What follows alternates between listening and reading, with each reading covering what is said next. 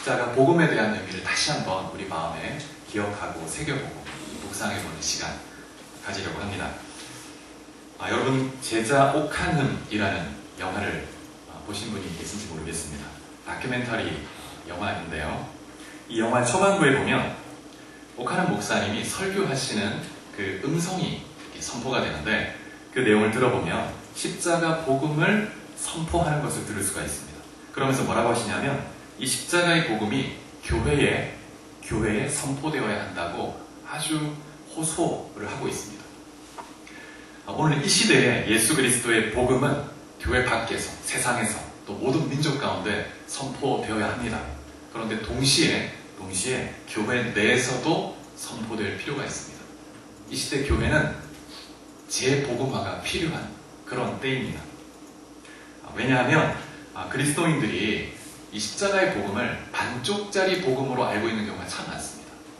그러다 보니 이 삶 속에서도 열매 없이 살아가는 거예요. 그래서 우리가 이 십자가 복음이 어떤 의미인지 계속해서 묵상하고 또 마음에 새기고 이 십자가 복음의 의미하는 바대로 살아가는 것이 너무나 중요합니다. 그런데 이 복음에 대해서 성도님들이 자주 실수를 범하는 것이 있는데, 오해하는 것이 있는데, 그것이 뭐냐면 이 복음과 제자도를 분리해서 생각한다는 것입니다. 예수 믿고 그리스도인이 된다는 것과 예수님을 따르는 제자가 되는 것을 별개의 것으로 생각하는 것입니다.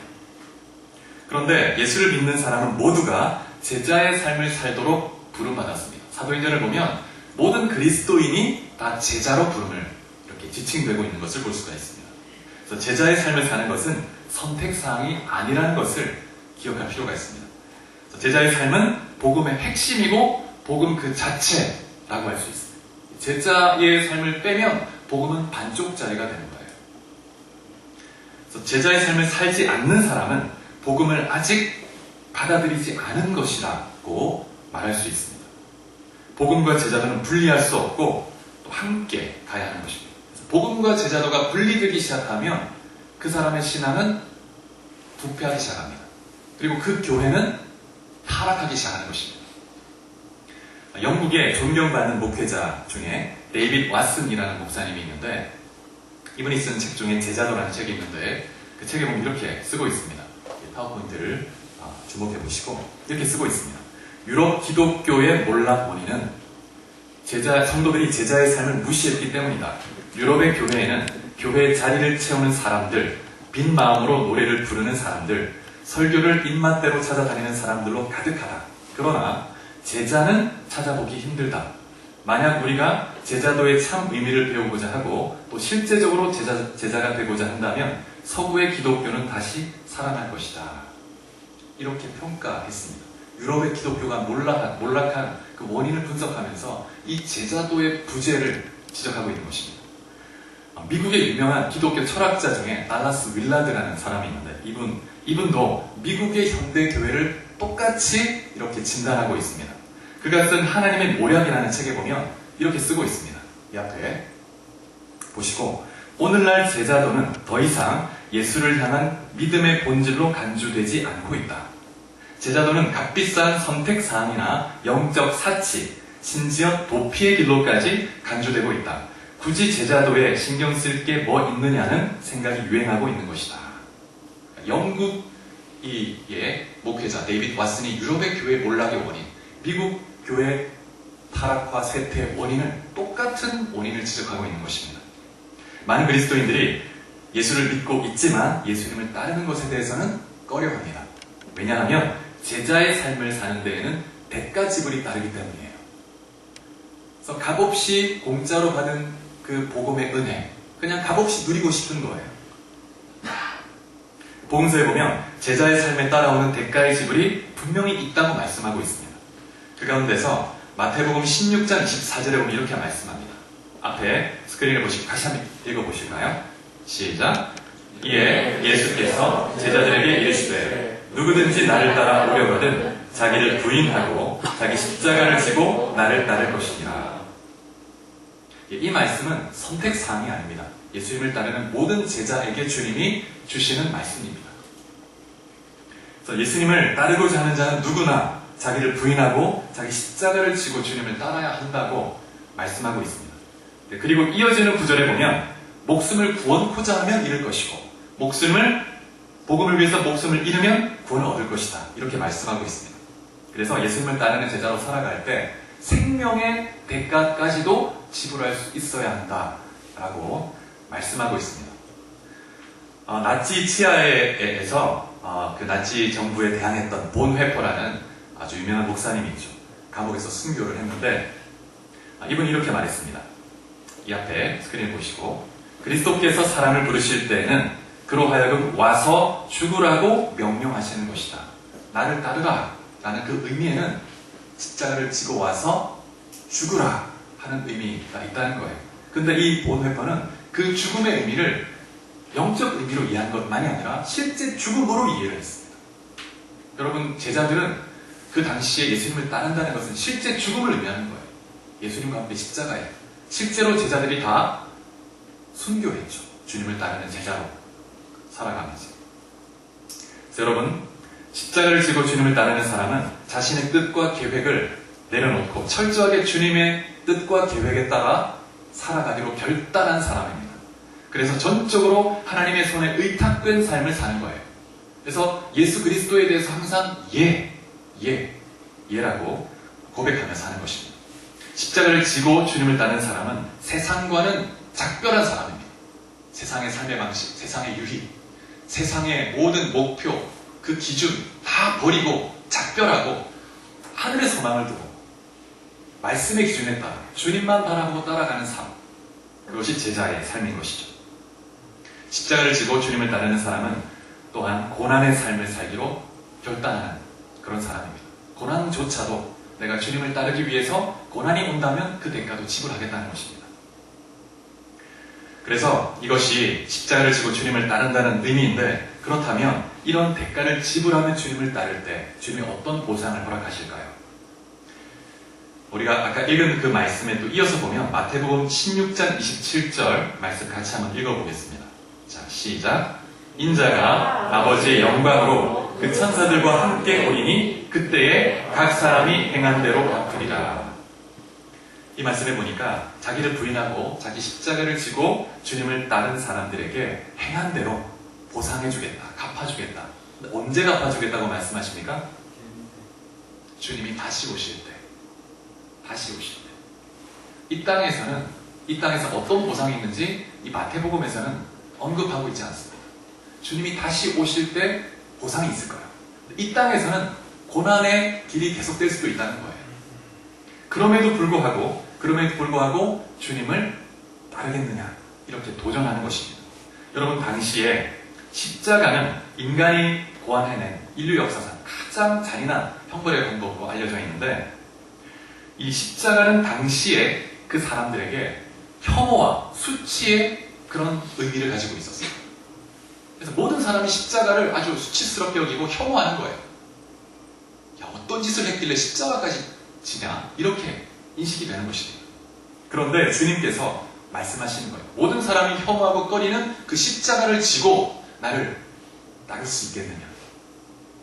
너의 목숨까지도 포기할 수 있겠느냐? 이렇게 물어보시는 것입니다.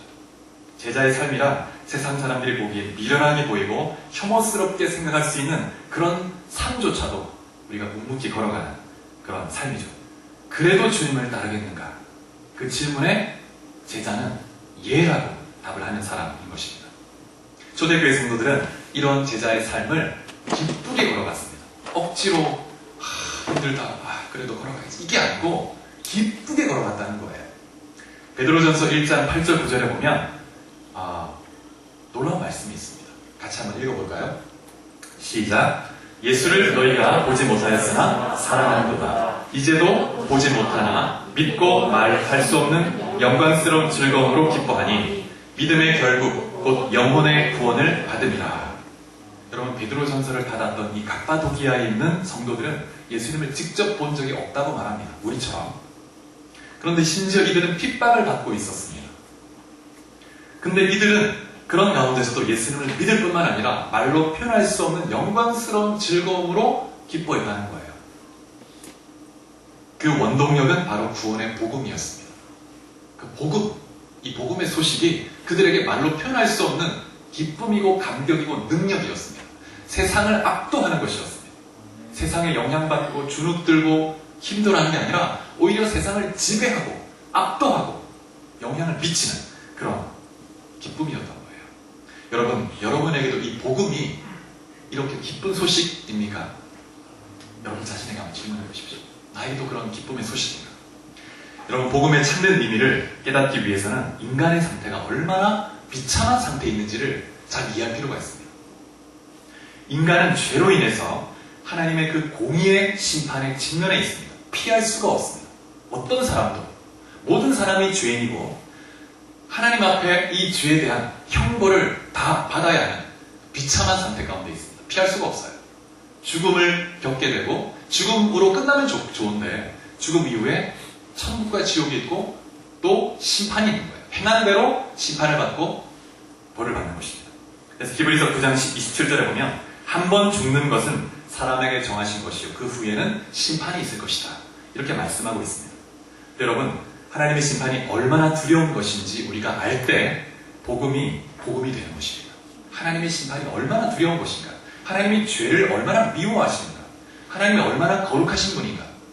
얼마나 공의로운 분이신가? 그리고 죄에 대해서는 얼마나 철저하게 심판을 행하시는가? 그 심판을 알면 두려워하게 됩니다. 복음으로 감격 있게 받게 돼요.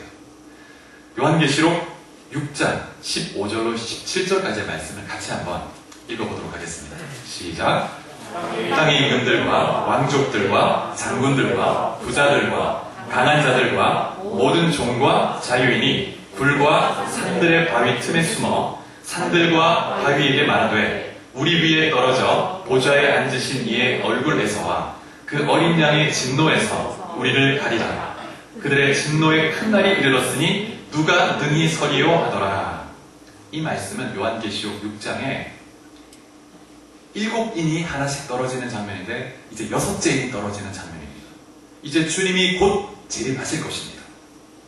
주님이 오시면 이제 진노의 심판을 행하실 것인데 그때가 가까이 오니까 이 땅의 임금들, 왕족들, 장군들, 부한자, 가난한 자, 노예, 자유인 모두가 두려워 떠는 거예요.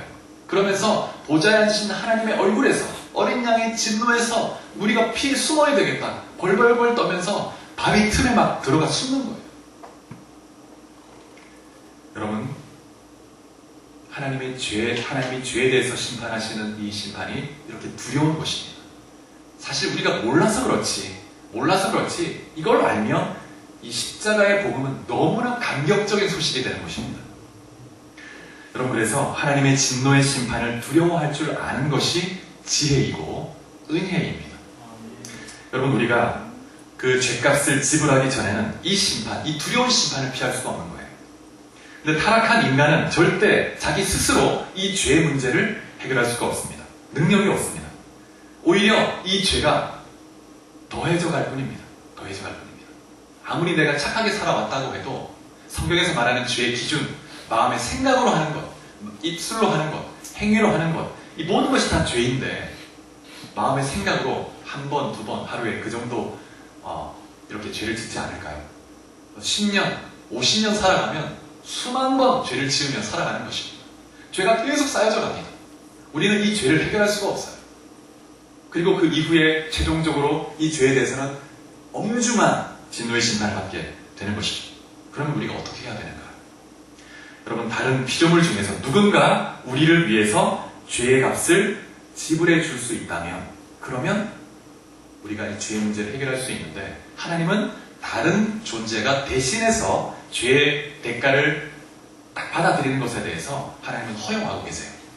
율법에 보면 하나님은 짐승의 제물, 그 피를 통해서 하나님 앞에 이스라엘 백성이 나올 수 있도록 허락하셨습니다. 하나님은 이 대신해서 속죄하는 방식을 허락하신 것입니다.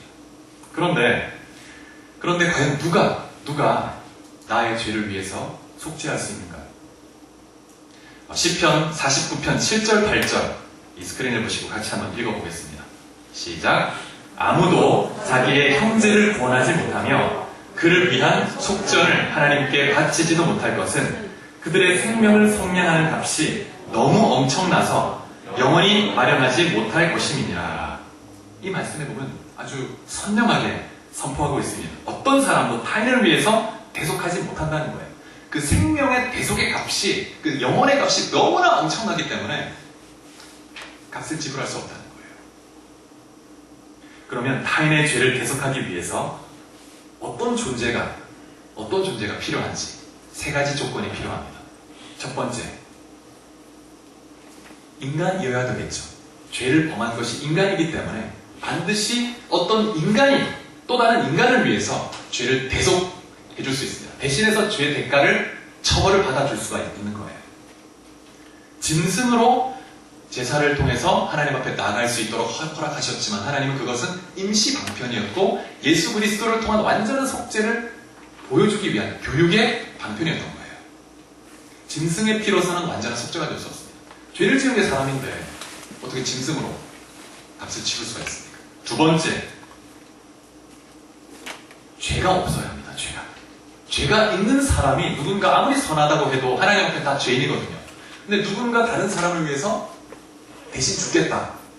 그 사람은 그 죄 때문에 죽는 거지 다른 사람을 위한 속죄가 될 수 없다는 거예요. 죄가 없어야 합니다. 그리고 또 한 가지, 온 인류에 대한 이 역사상 존재했던 모든 이 죄인들에 대한 하나님의 그 진노의 심판을 다 감당할 수 있을 만한 능력이 있어야 되는데 한 인간은 할 수가 없어요. 신적인 능력이 있어야 합니다. 신적 존재여야 합니다. 이러한 이 세 가지 조건을 충족하는 사람이 있다면 대신 속죄하는 것이 가능하죠. 이 방법 외에는 죄를 해결할 방법이 없습니다. 모든 인간은 이 죄에 대한 값을 지불해야 되는데 지옥 불에 떨어져야 되는 거예요. 비참한 인간의 상태인데, 그런데 이 세 가지 조건을 충족하는 사람이 한 분 있죠. 누구입니까? 예수님, 예수 그리스도만이 이 조건을 충족하시는 분이에요. 예수님은 하나님이셨지만 인간의 몸을 입고 이 땅에 오셨습니다. 완전한 인간이 되신. 근데 죄는 없으세요. 율법에 완벽하게 그 기준에 합당한 순종을 하셨습니다. 근데 그러한 그 예수님이 십자가에서 비참하게 죽으신 거예요. 로마의 법에 근거해서 사형 선고를 받았습니다. 빌라도 총독이 이 사람은 죄가 없으니 풀어줘도 되겠다라고 했지만 사람들이 막 선동을 해가지고 일어나서 십자가에 못 박아라. 그래서 빌라도가 어쩔 수 없이 그냥 이 청중들의 말을 들어준 거예요. 공의롭지 못한 이 판결을 한 거죠. 그래서 예수님이 비참하게 죽으셨습니다. 여러분, 왜 독생자, 하나님이신, 하나님 아들이신 그분이, 죄가 없는 그분이 비참하게 죽으셔야 됐습니까? 이사야 53장 4절부터 6절까지 말씀을 같이 한번 읽어보도록 하겠습니다. 시작. 그는 실로 우리의 질고를 지고 우리의 슬픔을 당하였거늘 우리는 생각하기를 그는 증거를 받아 하나님께 맞으며 고난을 당한다 하였노라. 그가 찔림은 우리의 허물 때문이요 그가 상함은 우리의 죄악 때문이라. 그가 징계를 받음으로 우리는 평화를 누리고 그가 채찍에 맞음으로 우리는 나음을 받았도다. 우리는 다 양 같아서 그릇 행하여 각기 제 길로 갔거늘 여호와께서는 우리 모두의 죄악을 그에게 담당시키셨도다. 여러분, 이 말씀은 예수 그리스도의 십자가의 죽음이 어떤 의미인지 너무나 잘 설명해주고 있습니다. 예수님이 가시 면류관에 탁 쓰셔서 찔리시고 창에 찔리시고 피를 흘리시는 것이 우리 허물과 죄 때문이라고 말씀하고 있습니다. 그리고 6절에 보면 우리 모든 죄악을 그분에게 담당시키셨다는 거예요. 그분에게 딱 다 담당시키셨다는 거예요. 그 예수님은 우리의 죄를 짊어지고 처형을 받으신 것입니다. 그래서 우리를 위한 완전한 속죄를 이루신 거죠. 그런데 5절에 보면 그가 채찍에 맞음으로 우리가 나음을 입었다.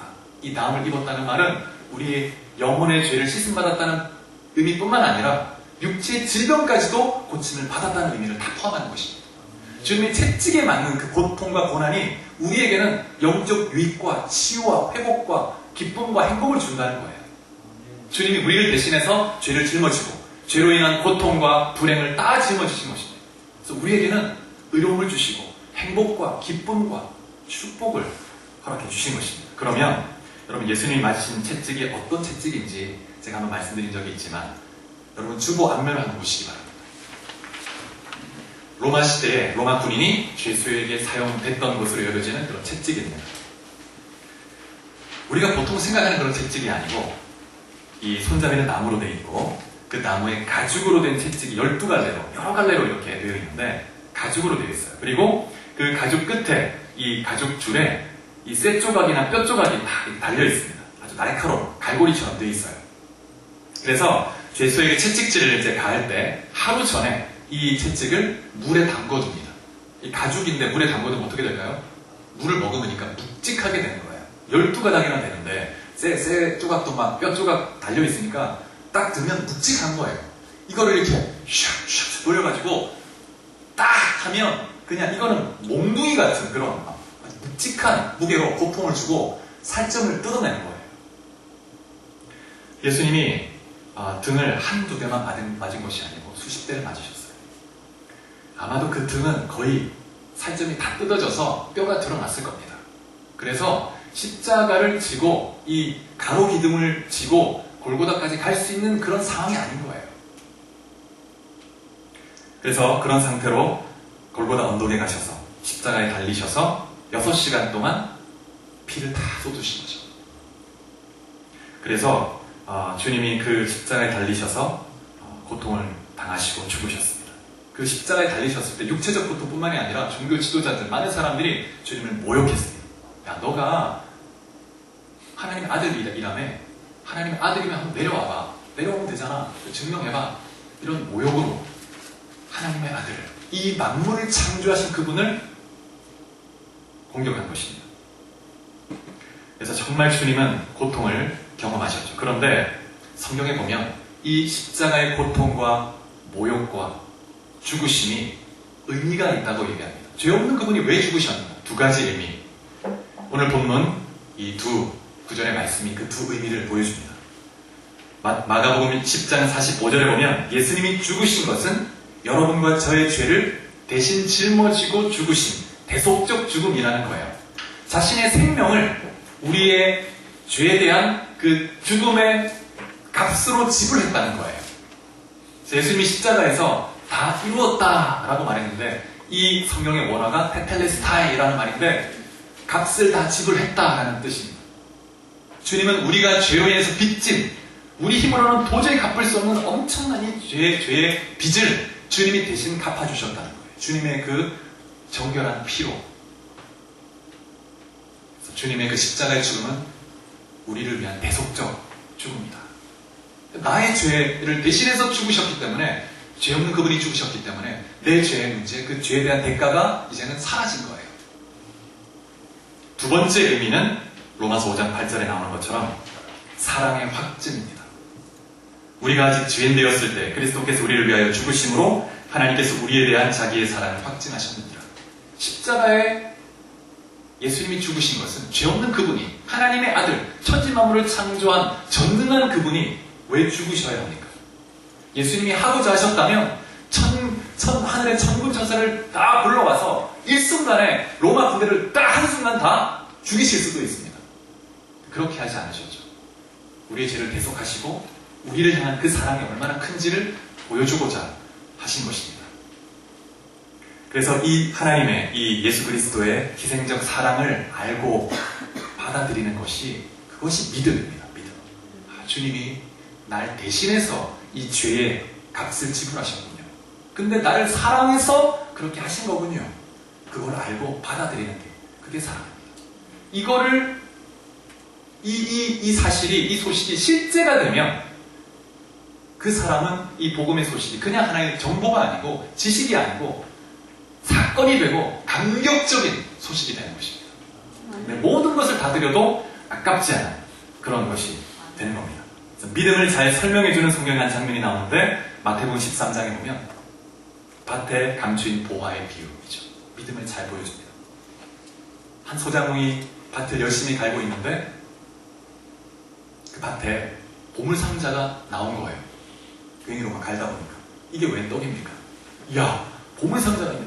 다시 묻어주고 가서 자신의 전 재산을 다 팔아버립니다. 그리고 이 땅 자체를 다 사버린 거예요. 이게 믿음입니다. 주님이 자신의 모든 것을 다 걸어서 목숨을 버려서 우리에게 그 사랑을 보여주셨죠. 우리가 우리 모든 것을 다해서 그 주의 사랑을 받아들이는 것, 그것이 믿음인 것입니다. 여러분, 천국은 우리의 삶의 일부가 될 수 없습니다. 우리 모든 것이죠. 여러분, 오늘 세례를 하게 되는데, 세례는 이 복음의 의미를 너무나 잘 함축하고 있습니다. 세례는 특별히 두 가지 의미를 포함하는데, 첫 번째는 예수님이 우리에게 행하신 희생과 사랑의 의미를 담고 있습니다. 두 번째는 예수님을 향한 우리의 결단과 헌신의 의미를 담고 있습니다. 여러분, 이 세례는 물이 우리를 씻는 것처럼 예수님의 피가 우리의 죄를 씻고 정결케 한다는 것을 이 눈에 보이는 의식을 통해서 확실하게 보여주어서 우리의 믿음을 견고하게 세워주는 것입니다. 우리가 예수님을 믿음으로 구원을 받습니다. 근데 우리 마음은 연약해요. 그래서 예수님이 성의 거룩한 예식을 주셨는데, 세례와 성찬을 통해서 예수님의 그 피가 우리를 정결케 하고 깨끗게 하고 우리가 죄로부터 자유케 되고 하나님의 자녀가 된다는 것을 눈에 보이는 의식을 통해서 확실하게 우리 마음에 심어주는 것입니다. 그래서 이 성례를 눈에 보이는 말씀이다라고 얘기하는 것입니다. 그리고 여러분, 우리가 그 은혜와 사랑을 알 때 우리는 이전에 살아오던 그런 모든 삶의 방식, 죄, 과거, 마귀의 일들을 버리게 되는 것입니다. 그리고 제자로 헌신하여 따르게 되는 거예요. 이거는 자연스러운 결과입니다. 제자로 살아갈까 말까, 선택할까? 아니, 나는 그냥 이렇게 평범한 그리스도인으로 살래. 제자까지는 부담스러워. 이건 말이 안 된다는 거예요. 복음을 실제로 경험한 사람은 당연하게 자신의 삶을 드리고 예수님을 따를 수밖에 없습니다. 그런데 이 세례는 결혼에 비유할 수 있습니다. 여러분, 사랑하면 충분한 거 아닌가요? 왜 결혼해야 됩니까? 사랑하면 그냥 사랑하면서 그냥 그렇게 살면 되지 왜 결혼합니까? 여러분, 결혼해서 최고의 결혼식을 할 때 최고의 순간이 어떤 순서일까요? 두 남녀가 많은 증인들 앞에서 서로를 향한 사랑, 그 헌신을 서약하고 선포합니다. 많은 증인들 앞에서. 이번에 우리 멋지고 아름다운 우리 수민 자매, 또 우리 성은 형제 결혼식을 했죠. 너무나 참 아름답고 참 축복하고 싶습니다. 이번에 성은 형제, 수민 자매가 서로를 향해서 사랑을 결단하고 또 서약하고 헌신했죠. 그런 그 헌신과 서약대로 살아갈 수 있기를 축복합니다. 여러분, 이 세례 안에서 그런 이 서약이 이루어지는 거예요. 그런데 여러분, 결혼식 때 함께하는 회중은 그냥 구경꾼이 아닙니다. 아, 멋지네. 그렇게 구경하러 온 사람들이 아닙니다. 증인이 되는 거예요. 그리고 이 부부가 이제 행복하게 살아갈 수 있도록 지지해주고 격려해주고 도움이 필요할 땐 도움도 주고 그런 함께 가는 의미가 있는 거예요. 그래서 결혼은 두 사람만의 의미가 아니고 결혼이 아니고 가족을 넘어서 공동체의 축제인 거예요. 결혼은 공동체의 축제입니다. 세례는 어떤 한 사람, 세례 받는 사람과 주님 그 개인적인 사건이 아니고 공동체의 신앙의 고백에 확인하는 시간이고 축제 시간이 되는 겁니다. 우리가 이 세례를 학습받는 사람을 축하하고 격려하고 지지하고 기도해주고 계속 도와주는 거예요. 그래서 한 지체가 돼서 주님의 뜻을 이루어갈 수 있도록 우리가 하나 되는 시간이 이 세례를 받는 시간인 것입니다. 그래서 여러분, 이 시간 우리가 이제 세례를 이제 진행을 할 텐데 그 전에 영상을 좀 하나 좀 보려고 합니다. 조금 깁니다. 7분 정도 되는데 미국의 한 교회, 미국에는 침례교회가 많이 있어요. 침례교회에서 침례를 하는 장면인데 우리나라는 굉장히 좀 이렇게 엄중하게 굉장히 진지하게 드리는데 미국은 좀 자유롭잖아요. 세례를 하는데 좀 이 침례를 하는데 되게 좀 자유로운 분위기입니다. 그런데 그 의미가 너무 잘 담겨져 있어요. 그래서 여러분이 한번 보시면서 세례가 어떤 의미가 있는가. 침례, 세례는 초대교회 때는 초대교회 때부터 같이 선택적으로 행해져 왔었습니다. 그래서 그 방식이 중요한 것이 아니라 받는 사람이 그 마음과 믿음으로 받는 게 중요하죠. 네, 이제 세례, 이제 침례하는 장면인데 우리가 한번 보면서 우리가 한번 의미를 새겨보면 좋겠습니다. As they're being baptized, we're going to do something that the early church did. It's been going on for ages. They're going to renounce the devil. They're going to renounce their sin. They're going to renounce the world and say yes to Jesus. It sounds really basic, but it is the gospel, and it's powerful. And it makes the dungeons of hell quake and shiver, and heaven celebrates.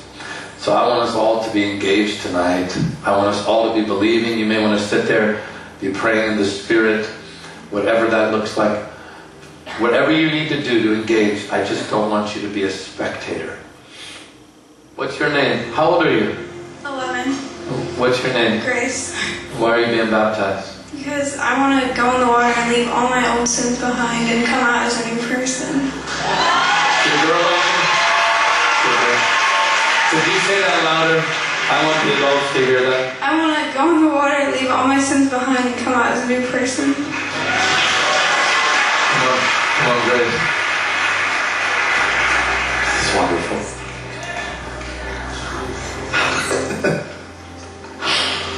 Oh, Grace. Do you totally renounce the world, the enemy?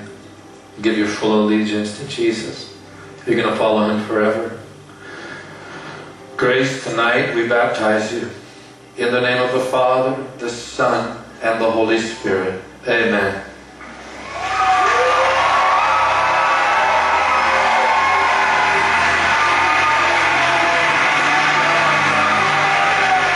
Fill her. Thank you, Lord. Fill her with your Spirit.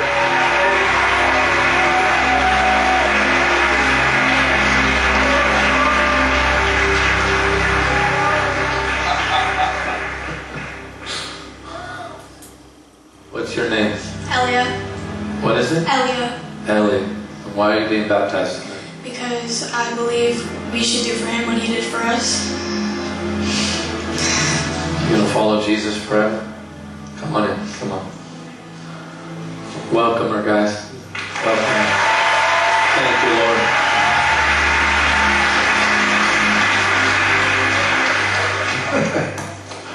Ellie, right? Elia. Elia, would you just look me in the eye for a moment?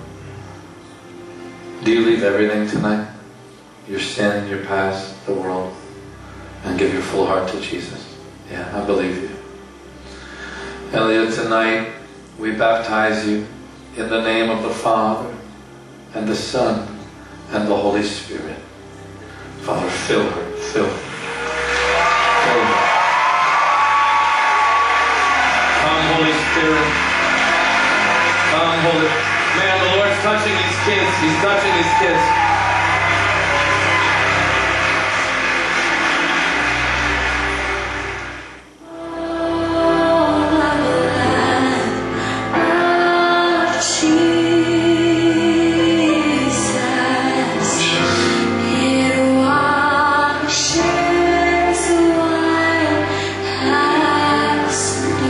What's your name? Caitlin. What is it? Caitlin.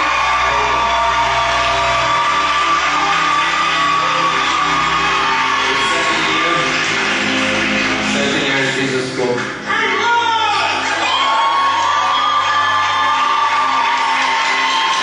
Why are you being baptized tonight? I found the one I love, and He's so worthy. He's just so worthy.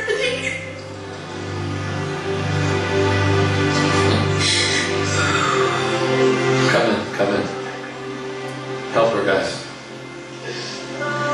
Sing all the blood.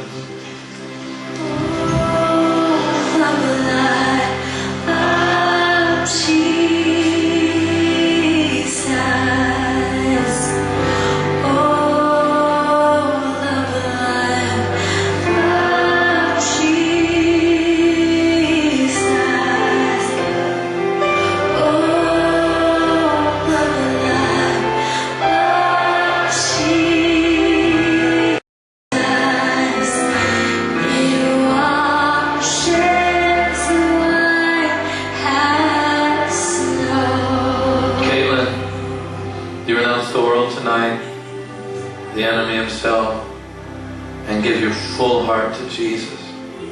Everything. I so believe you. I believe you. Caitlin, tonight, we baptize you in the name of the Father, the Son, and the Holy Spirit. Amen. Come, Holy Spirit, fill her. Fill her. What's your name? David. David, where are you from? Where are you from, David? A bit of everywhere, really. And why are you being baptized tonight? I want to honor everything God did for me in my life and just give Him everything I have. You gonna follow Jesus? Yes. Give Him everything tonight? Yeah. Come on.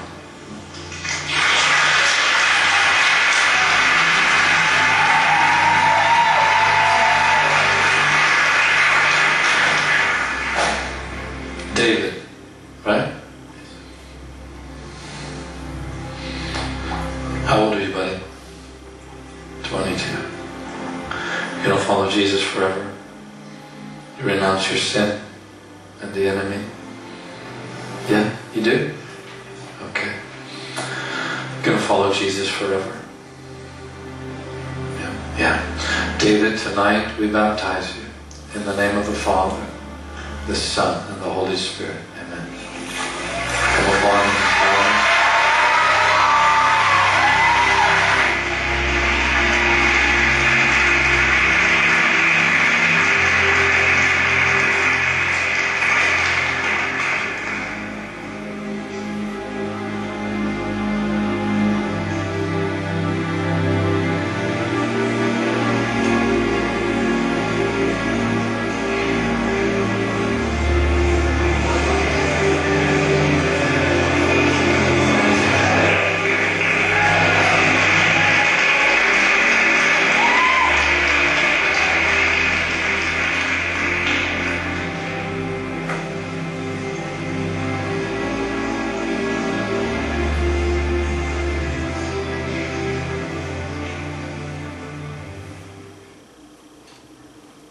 할렐루야.